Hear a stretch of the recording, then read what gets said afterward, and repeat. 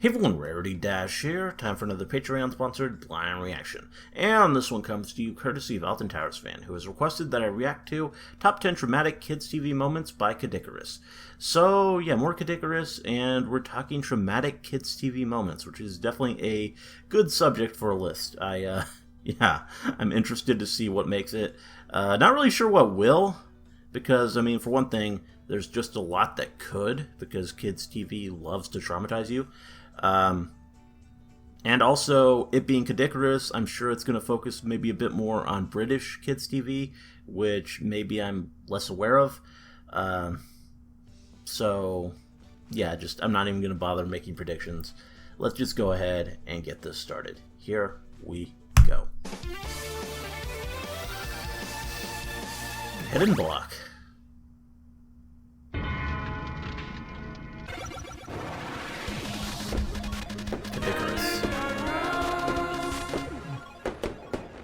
Greetings and salutations, my beautiful people, and yes, surprise, surprise, this video came about today because I got massively inspired by Your Movie Sucks' video series he did about TV shows that traumatized him in his childhood. And then, of course, I Hate Everything joined in along with the odd ones out, and I just love the idea of sharing my own personal childhood traumas that I repressed from some of the TV I watched as a kid. Yes, as a kid. These things do not scare me anymore. Mostly. So enough Heinz baked beans and tomato sauce plus penises. Let's kick this off. In no particular order, here are my 10 traumatic kids TV moments. Keep your bladder steady.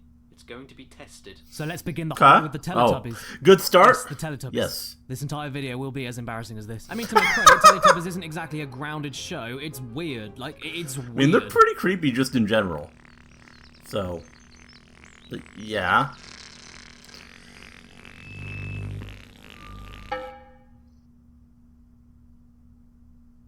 Mom! There's no plot, no point, no reason, not even any comprehensible language to drive the show along. It's basically just an acid trip for people that are too young to take the real thing. And if an acid trip is anything like this show, then I never ever want to take it. Anyway, if you're a kid, chances are you're dumb. And this show presented me probably the earliest memory of something that really unsettled me on TV in the dumbest way imaginable. When I was watching this show as a 3-year-old, I came to expect the bright colours, the long-nosed living vacuum cleaner off its nuts on crack, the kids randomly appearing on the TV chests of each Teletubby, and anything else. But one thing I never expected were aliens.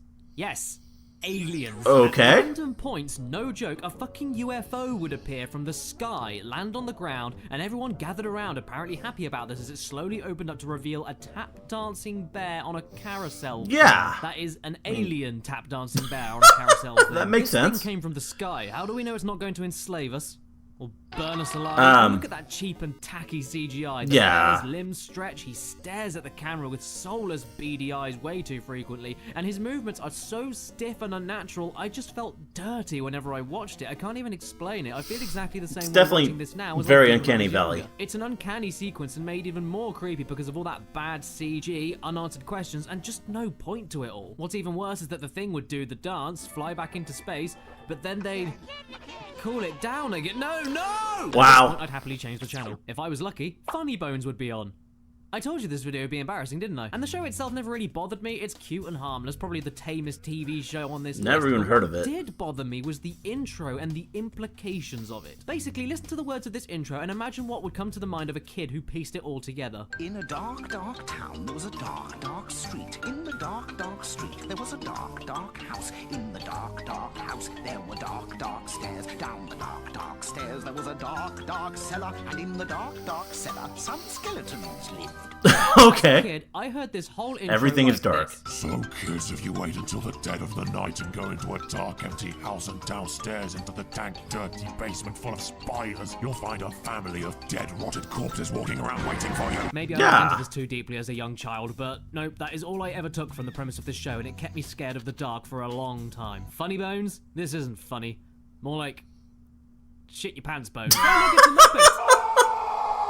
Obviously, this wasn't on TV when I was born, but it was a TV show, and my parents had DVD compilations of the best bits of the show that I used to watch when I was around 6 or 7 years old, and I guess if you're already scared of puppets and lifeless eyes, this show wouldn't be too much fun for you to watch nowadays, let alone as kids. But as a kid, I loved puppets, so this was never an issue for me. I will come clean, I was actually about to break the rules on this list because I nearly put a movie in here with that infamous part of the Muppet Christmas Carol and the Ghost of Christmas Yet to Come, but Yeah, that's movie-based nightmare fuel. That's a different topic for a different day. My Yeah, it name is. is Michael Caine, and I'm in a kid's film with a screaming dawn, a dying baby frog, and death himself taking me into hell. What have I done? Nah, the thing that Wow. traumatized me as a kid was something that I'm sure was supposed to be funny, but just came across to me as a nasty shock. In one of the episode sketches, Muppet Labs with Dr. Bunsen Honeydew, he tests out some edible paper clips on his eager assistant Beaker. Oh, Beaker, what is the matter? He ends up trying the edible paper clips, but actually ends up liking them. Okay, thank God. Maybe the joke was just that edible paper clips are useless and it averted our expectations on something going wrong. I can't see anything bad happening now. Christ on a bike! Can you seriously blame me for having a heart attack over this? Look! It's so sudden. It's such a terrifying thought as well. Imagine having your nose just fall off like that. This wouldn't be so bad, but then Beaker freaks the fuck out and I was just beside myself by this point. Okay, no more DVDs for Babby Caddy. Time to tune back into the safety blanket of children-specific TV channels. What could possibly go wrong? Oh, I don't know. How about they air a show called The Animals of Farthingwood? Animals in a wood with a badger voiced by Ron Moody, also known as Fagin from f***ing Oliver. How is this traumatic in any way at all? Well, here's the synopsis. A group of animals have their home destroyed by humans as a new housing estate is being built. So with nowhere to turn, Fox takes charge and the rest of the animals spend the entire series trying to find a nature reserve and be protected. But this was structured like Animal Game of Thrones. Self-contained adventure episodes, part of a much bigger story with weaving character arcs and plot lines, and death. Everywhere. Characters you hated, characters you loved, close friends of the main characters, innocent babies. Anyone could die at any point. And I don't mean off screen either. There's dead bodies in this thing. I mean, need I say more? It was absolutely heart-bursting and extremely intense viewing for younger kids. And as far as the man hates animals and is worse than Satan plot ideology is concerned, this wasn't anywhere near as heavy as something like Watership Down or, God forbid, The Plague Dogs, but then they weren't kids' movies in the first place. They were just 2D animations. Cartoon does not mean kids suitable, everybody. But this here was created specifically for children on UK children's TV networks, and luckily I decided it wasn't my thing after 2 episodes or so, because what I did see scarred me enough. So much death. Animals of Deathwood. Animals of Farthing Death. Sounds better. Animals of Death. I need something lighter-hearted. Count Duckula, perfect. It's really gothic and dark, but you have a duck voiced by David Jason who was created by a satanic ritual that was supposed to infuse blood in a cauldron of other ingredients, but instead had ketchup mixed in, and the duck has a nanny who sounds like this. Yes, thank you, Ducky Boos, never better. Yes, there's even an evildoer in the show who's literally an egg in a chair. It's pretty fucking funny. But that didn't mean it didn't creep me out on occasion. Okay, I say on occasion, I mean every episode. The ending credits of this show terrified me as a kid, and please don't ask me why, because I cannot tell you. It's pathetic. It's just a series of generic, spooky, cliched images and characters popping up in between the writing, but man, I must have been more sensitive than a clip because I mean, it's kind of... The main thing that freaked me out was the extremely rigid movements of each image as they flashed in and out between it's kind of creepy. Something about it just looked so unnatural that it made their already spooky black and white olden-timey appearance even more otherworldly. It's the same reason I was scared of stop-motion animation puppets for the longest time. My dad showed me Army of Darkness when I was 9 and I didn't like it. You know, it looked real, it looked like they were there, but it wasn't smooth, it wasn't even robotic, it was just slightly off with the jumping frames and sharp, jagged movements that was enough to mess with my head's understanding of what I was looking at, which, of course, makes for good horror generally, things that you can't even quite comprehend. Although, with that very elaborate justification aside, that still doesn't change the fact that I was still scared of something that looked like this. Alright, maybe I can redeem my street credit here. Who is scared of spiders? A lot of people? Yeah, I'm not. I don't necessarily like them all the time. I mean, in some games they can be outright terrifying. However, I'm not arachnophobic or anything. I think they're very, very cool. But it never used to be like this. Because like most kids, when I was younger, spiders were the worst. I remember one time in my childhood, I had a bunk bed without a bottom bed so that I could have a desk there, and I slept on the top of this thing. And one night I woke up to find a house spider on the ceiling right by my fucking face. I had to sleep on the landing floor out of my bedroom for days afterwards. It was right in my face. A bit confusing why I like Spider-Man so much then, right? I watched the animated series of Spider-Man religiously as a young'un. I had DVD sets, watched it on TV on Saturday mornings, and ended up with the games and eventually watched the movies because of the show. I just loved watching it. I can't comment on how the show is now. I haven't watched it for years. I do remember it being cheesy as fuck, though. The pain! Not now! But I can say there was one episode with one particular moment that fucked with me too much. If I remember correctly, in this part, Peter Parker is telling the story on how he got his spider powers to a superfan, and in this story, he gets bitten by the radioactive spider, but contrary to what I thought the story went like, he didn't get his powers straight away. Instead, he starts to slowly morph and twist into... A spider? Aunt May! It's me, Peter. Yeah, that's a bit... that's a bit It's obviously disturbing. then revealed to be a hallucinogenic nightmare, so then it's like, thank God. But up until that moment, my little head was alive and buzzing with gross and alarming visions, not only of a body horror rendition of the Spider-Man mythos, but one of myself changing into that spider. With my fucking head on it. Oh. Transforming things have always unnerved me. I think it's because when I was younger I put myself in the character's shoes of whoever was transforming, and I could imagine the lack of control and the pain and the buckling deformed bones mangling into whatever the body was morphing into. It was way too much for my mind to handle, and it wouldn't have been too bad if he just turned into a spider, just a completely... Yeah, the human head on the spider. But a spider with your own That's, human head still no. on it? This is so messed up. Even fucking Bloodborne did it. Okay, well that's Bloodborne spoiler, However, if I there ever was play one that. thing that I found a little bit creepier than spiders when I was younger. Captain Scarlet. Okay. Created in the late 60s from the same mind behind Thunderbirds, Jerry Anderson, this here was a kick-ass secret agent puppet show. For the love of God, please stay with me. About an indestructible man saving the world from an alien threat. And yes, I watched it on TV when I was a child when it first aired, because I'm actually an extremely sexy undercover 70-year-old. Do not ask me about my formulated skin cream, because I'm not telling you shit. Anyway, not only did Captain Scarlet have one of the best theme tunes of all time, Captain Scarlet.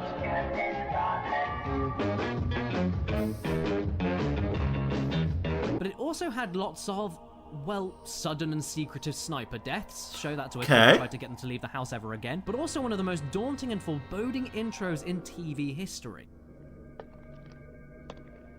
Where are we? Who are we? Where are we going at this time of night? Well, why is the music like this? Oh. It also had a pretty vivid and nasty ending credit sequence with photorealistic artist renditions of Captain Scarlet in literal death situations, and these images alone were enough to give me nightmares. It didn't matter that I knew that he was indestructible, I just imagined me being in those situations, like I did with Speed to Spark a Spider. So I imagined myself suffocating and desperate for my final breaths as green goo consumes my flesh, falling off of a skyscraper, tied up in front of a killer snake, about to have my face melted off and thrown across the room by dynamite as I was being crushed by rocks, weighed down underwater face to face with a gang of vicious sharks, about to have my muscles pierced and torn by multiple spikes in the walls. I need counselling! But the absolute worst thing about Captain Scarlet was the alien threat, the Mysterons. What are they? No one knows. All we do know is Destiny that they're Angel. represented by holographic circles, and they're trying to conquer the world, and that they can This looks possess kinda people, interesting. including one of the good guys, Captain Black, who then gets revealed in future intro credit sequences in a fucking graveyard. However, the worst thing about them is that you just had no idea what they were. You never saw them, you never had any idea how big they were, how they could do all this magic shit that they were doing. It just seemed like whenever they appeared, you were fucked. And whenever they appeared, they sounded like this. This is the voice Oh. of the Mysterons. We know that you can hear us, Earthmen. Yeah? Well, give me a quick flick and a kick in the dick. Advertisement, save me! Ah, there's nothing quite like the sweet embrace of commercialism creeping into your little kiddie brain, gearing you up to write your Christmas list. I used to love TV adverts, and some can even be very imaginative and funny, as well as make you want the product. Look at this one even, about Wrigley's Excite Mints. There's a man asleep on the sofa who's just woken up. Oh, look at that there. Did he have a rough night? Okay, stop for a second. I know that this isn't a TV show, but I figured that I could let an advert that runs in between all of the TV shows Yeah. slide in just for this one example. Why in particular? Well, I'm not even going to explain why. You just sit there and watch it. And you sit there and watch it and you imagine yourself as a child absorbing the majestic artistry.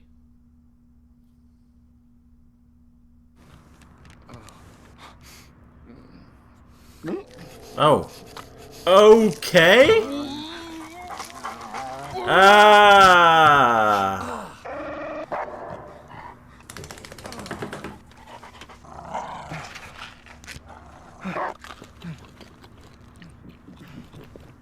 Hey, darling. Excite. Extreme mint refreshment. I need medication. Hey, Gringo, I've taken too many pills. I feel sticky. Do you? Yeah, that was kind of messed up. You should have some meds so that you'll know how I feel. Yeah, let me just give you some. Right, lovely. Yeah, let's have a trip together. Oh. Okay, Oh yeah. seriously. This thing. Seriously. Can we just talk about this. Pingu, one of the most imaginative, expressive, and funny slapstick stop-motion shows ever made, appeals to all ages. I still love this show. But do you think I ever trusted Pingu again after this episode aired when I was really, really little? Here, Pingu has a bad dream, and it starts off with his bed growing legs and walking him around, and it's all very charming and silly and weird, but then, hello, sex pest! Who in the studio thought this was a good idea? Who made this model and said to themselves that this was a good thing to show to kids? The size of it, the whiskers, the eyes, those teeth! It looks unlike anything else in the Pingu universe, and the low, growling, simpleton voice samples damning your ears along with your eyes as he tries to capture Pingu in an igloo and laughs maniacally to the sky is just too much, okay? You can't reason with this thing. He doesn't understand you. You can't understand it. It just wants to eat you. But nothing will ever take my next pick, my number one pick, as it were. I know this list isn't in any particular order, but I would have to put this at the top. Good to know. This was the only thing that I saw on TV as a kid that was meant for kids that I ended up watching, but then had to run out of the room. I was so petrified at what I'd seen. I don't mean to big it up or anything, but it affected me that much when I was younger, so... Okay, well, you're... Has anyone in the audience heard of Wurzel Gummidge? Not me. Let me explain. This quirky kid sitcom about a scarecrow getting up to mischief and adventures with the farmer's kids and the crow man who made him, I had watched on a VHS my parents had. I really liked it, and I still do, honestly. John Pertwee is just a childish sweetheart. The jokes are subtle and sometimes really funny. The script is alright, if a little dated. I mean, this is the 70s. The acting is good. The music was farmery and stupid, but then one certain episode came on. Just one. And then this happened. The episode starts off with the kids washing up and they want to go and take some cake mix over to Wurzel in the field so they can all share it together. But little do they all know that... Let's surprise him. Boo! Sulking again. What a pity, we'll just have to eat all this sponge cake mix ourselves. Oh no, you Oh. won't. Okay. I mean, yeah, it turns out this daft head is a recurring character from an earlier episode, but my parents only had a few episodes of season 3, so I had no idea who Daft Head was or what to even expect. So when this fucking monster jumped out at my screen, I had to replace my pants. Even the name of the episode gave me no idea what to expect. That didn't mean anything to my child brain. And what's even worse is that this thing is actually a Frankenstein's monster scarecrow made by Wurzel himself, but the creation isn't happy with the creator anymore and turns out to be just as aggressive as he looks, eventually ending up in a fight to the scarecrow death, which he actually wins by decapitating lovable little Wurzel Gummidge. He wins. That stare is like a bulldog chewing on a wasp. It's horrifying. Of course, there's a happy ending and everything ends up back to normal, and nowadays I can watch the episode and actually appreciate it for some of the completely ridiculous jokes. I can count and I can sing.